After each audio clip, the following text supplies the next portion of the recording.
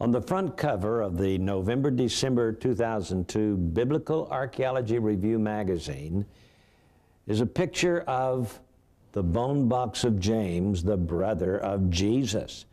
And Gary Stearman is here to discuss with me this fascinating find, and we're going to discuss how it was found and what it says. Gary, this is really something special. It's something special to Christians, too, because James, the brother of Jesus, is here validated. Of course, we believe in his existence. We don't need this kind of validation.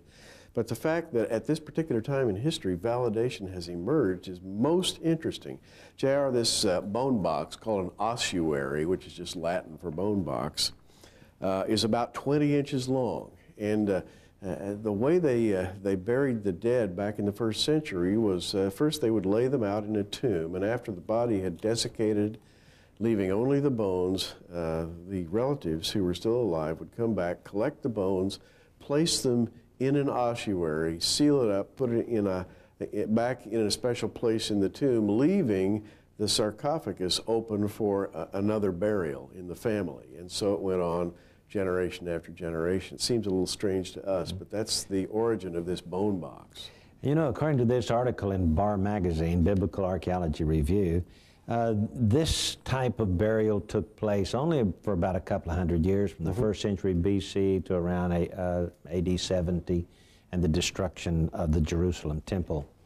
The interesting thing about the find here is that a gentleman, a French epigrapher by the name of André Lemaire, was in Jerusalem from April until September of the year 2002, this past few months, at the Hebrew University's Institute for Advanced Studies, and while he was there, he met a collector of antiquities who invited him to his house to see some of his finds, or maybe I should say some of his buys. And among the many things he saw was this ossuary that had an inscription on the front dating back to around 62 AD. And it's in Hebrew block style, and it is in the Aramaic dialect of the Hebrew. And it says that inside were once the bones of James, the son of Joseph, brother of Jesus. And of course, all of this then started a search for the truth, and all of the authorities in Israel have agreed that it is indeed authentic that it once held the bones of James. And the sad thing about this, Gary, is that the bones are not there today. Nobody knows when the ossuary was found or where it was found. Probably some grave robbers found it, dumped out the bones, and then sold it on the black market. And well, thus it is these days. In antiquities, the black market is huge, particularly Israeli antiquities, given the Palestinian situation. Lemaire, the epigrapher, JR, this is fascinating to me. He looked at the style of the letters, the Hebrew block lettering or Aramaic block lettering, and he looked at the grammar. And he finally dated it between the narrow dates of 20 BC and 70 AD, that is, the destruction of the temple. And he said this writing could only have occurred during that time. But you know, when he first saw the box, he doubted its authenticity because it contained an Aramaic verb form. The word for brother here is written as ahui, and in Hebrew, or as he thought at the time, most Aramaic, the word for brother was just ach or achi, but here it's written ahui. Well, he said this can't be authentic, this must be a forgery. And then he started looking and he discovered other inscriptions, one in the Dead Sea Scrolls where the Aramaic ahui for brother was used, and so he actually learned a lesson from this box. It taught him about a particular grammatic style that had not been known formerly, and this even places a higher validation upon it, because how could a forger have known to forge such an obscure phrase on the side of this box? Therefore, it has to be genuine. Now, the Aramaic style used here has a number of interesting things that we'd like to attempt to point out to you. First of all, the name of James in this Hebrew Aramaic style is called Jacob, Yaakov. Yaakov. Yes. And let's discuss for a moment why Yaakov is first century root of James. Yeah, because that's the very word for Jacob. Yaakov comes into English as Jacob. But in the Latin, it became slightly perverted. You bring Yaakov into Latin, it becomes Jacobus, or slightly twisted, it becomes Jacobus with an M, which then comes back into the English as James. And this goes back to King James, the king who had the authorized version of the Bible. He's called a Jacobean king. And in fact, in Latin, his title is Jacobus Rex. And so the name James and Jacob are really synonymous. Mm-hmm. And so don't let that throw you when you see this Yaakov here. And bar, of course, instead of ben, that would be an Aramaic expression. Right. And we have Yosef, and then the Akui and Yeshua. The little dalit there, I think, would be also of Aramaic origin. And so the full inscription, and of course we'll get this on the screen so that you can read it, reads, Yaakov bar Yosef Akui di Yeshua, James, son of Joseph, brother of Jesus. That narrows it down. Yes. That really does. You know, some dared to even speculate that there might be other Jameses whose father was Joseph, who had a brother named Jesus.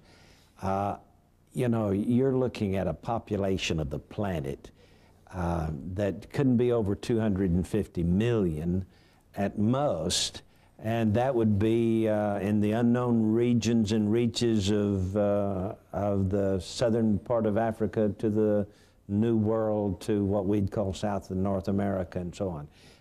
Really, there just weren't that many people around. It has to be the one who is spoken of in the Bible. And by the way, the death of James is recorded by Flavius Josephus.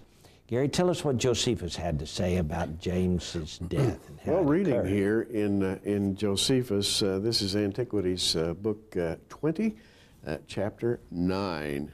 And we read about a priest who's called Ananus, son of another priest of the same name. Ananus was of this disposition, he was a very fiery character, according to Josephus. He thought he had now a proper opportunity to exercise his authority upon, and Albinus, Festus was now dead, and Albinus was upon the road. So here's the Ananus by himself in Jerusalem and wanted to kind of work out a little authority, according to Josephus. So he assembled the Sanhedrin of the judges and brought before them the brother of Jesus, who was called Christ, whose name was James, and some others, or some of his companions. And when he had formed an accusation against them as breakers of the law, he delivered them to be stoned. Now, according to the dating in Josephus, this is about AD 62 when James was stoned. And by the way, considerable time is devoted to the death of James in this article in Biblical Archaeological Review.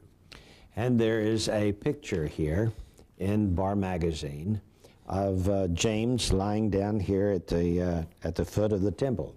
According to this particular story, and we don't know just how authentic it is, he was cast off of the roof of the temple, and his broken body lay below, and then he was stoned, and they took a fuller's staff, an instrument you would use to beat clothes and laundry, Yes, to stir the dirty clothes, and stuck him and stoned him to death.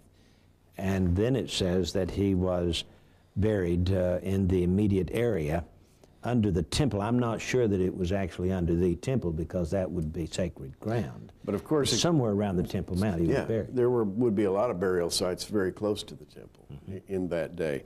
I thought it was interesting. Hegesippus, as quoted by Bar Magazine, said the way this happened was that the crowd and the Pharisees said to each other, "Let us stone James the Just." And they began to stone him, for he was not killed by the fall. Supposedly he had been pushed off the pinnacle of the temple and had fallen to the pavement, but was still alive. But he knelt down and said, "I entreat thee, Lord God our Father, forgive them, for they know not what they do," quoting the words of the Lord. Now, I heard somewhere that James was his facial features looked a lot like Jesus. Almost enough to be a twin. I don't know for sure, but it's a fascinating possibility. Well, there's more. We'll be back in just a moment. Following the crucifixion, resurrection, and ascension of Christ, James became the pastor of the local congregation there in Jerusalem. He was the leader of the church. In fact, we find the story of that in Acts chapter 15, which we'll get to in just a moment. But concerning this death of James, it is said that he went to the top of the temple. He was supposed to be there to retract his statements. So there was a large crowd there. James went to the top of the temple, but instead of recanting, he confirmed that Jesus was indeed the Christ. Now, Gary, it sounds like he went to the pinnacle of the temple when it says top of the temple here.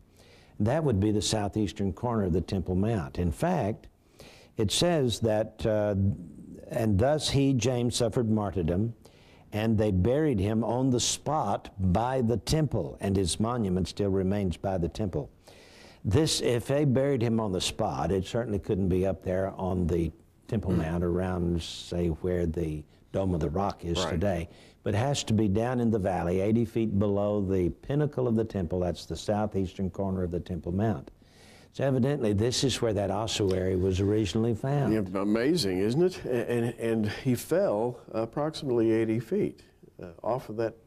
Yeah, at least it's 80 feet to the ground below today. Yeah, and he fell a long way and was not killed, and then they stoned him to death. And you know, it's interesting, given James' importance, J.R., I think it would be good for us to view James as a church leader, a leader of the early church, and almost as a prophet, because he did write words of prophecy. Now, he was such a leader. Paul writes in Galatians, for example, that after the Lord had personally schooled him in what he was to teach to the Gentiles, he asserted that he learned nothing from the Jerusalem leaders, but rather had learned directly from the Lord himself. And then when he went up to Jerusalem, he met, according to Galatians 2:9, he met with James, Cephas, and John, who seemed to be pillars. That was James, Peter, and John, who were the pillars of the Jerusalem church. And this is the James we're talking about here. They, according to Galatians 2:9, perceived the grace that was given to me, and they gave to me and Barnabas the right hands of fellowship. In other words, those leaders of the early church in Jerusalem, Peter, James, and John, were pretty much responsible for shaping the destiny of the church as it was in its foundational years there. And in chapter 15, we have a council at Jerusalem held to discuss this conversions of Gentiles without having to keep the law of Moses. And after they had had no small discussion, verse 13 says, after they had held their peace, James answered, saying, Men and brethren, hearken unto me. Simeon hath declared how God at the first did visit the Gentiles and take out of them a people for his name. And to this agree the words of the prophets, and so on. James is speaking here. He's the moderator of the meeting and evidently the leader of the church there in Jerusalem. Mm-hmm. And this is the kind of meeting that would take place on matters of, on questions of theology and other matters that the Jews still have in their synagogues to this day when they go before the rabbi to get the law interpreted, when they have problems with each other and legal matters that they have to discuss. This is the same kind of situation. It is, and James here quotes Amos chapter 9, which I thought was fascinating because to make his point, he says, and to this agree the words of the prophets, as is written, after this I will return, will build again the tabernacle of David, which is fallen down. I will build again the ruins thereof, and will set it up. Now, James is looking into the far future here, and he's saying, we have to do this now. We have a commission to do this now, but something else is going to happen in the far future when the tabernacle of David is set up again. And I think this is fascinating that James had this view of now and future in the church. And that in the future, when the tabernacle is set up, there will be a world filled with Gentiles upon whom the Lord's name is called. Therefore, Gentiles have a special dispensation, salvation by grace that is offered to all. This basically is what the conference was about. Now, I mentioned earlier this picture. It's a mosaic of the death of James, and according to the depiction here, James' gruesome death is depicted in a sequence on a 13th century mosaic in St. Mark's Cathedral in Venice. That's where the picture is located. And so it's a fascinating find that the bone box of James has been discovered. You can see it right here on the front, and an inscription written right here in 1st century Aramaic, a dialect of Hebrew, that it is James, the son of Joseph, the brother of Jesus. His bones once resided inside that box. Now, Gary, Acts chapter 15 is somewhere around AD 45, AD 46. And in the Epistle of James, we don't have any mention of this. It's just written to the 12 tribes scattered abroad in the diaspora. So obviously, James was written before AD 46, and some consider it to be the first epistle. Yeah, James chapter 1, verse 1 is addressed as follows. James, a servant of God and of the Lord Jesus Christ, to the 12 tribes which are scattered abroad, greeting. Now, the word scattered abroad comes from the Greek diaspora, and we've all heard of the Jewish diaspora. And in a really basic sense, the diaspora started in the days of the persecution of the Jerusalem church. It grew, it continued to grow, and it reached its pinnacle, it reached its peak in 135 AD. But really, from the time of James forward, J.R., it was the diaspora was picking up speed and intensity. Now, for the bone box of James to be discovered, or its discovery come to light this year, is kind of fascinating to me, because the Epistle of James is the first of 7 epistles which appear to have a prophetic significance.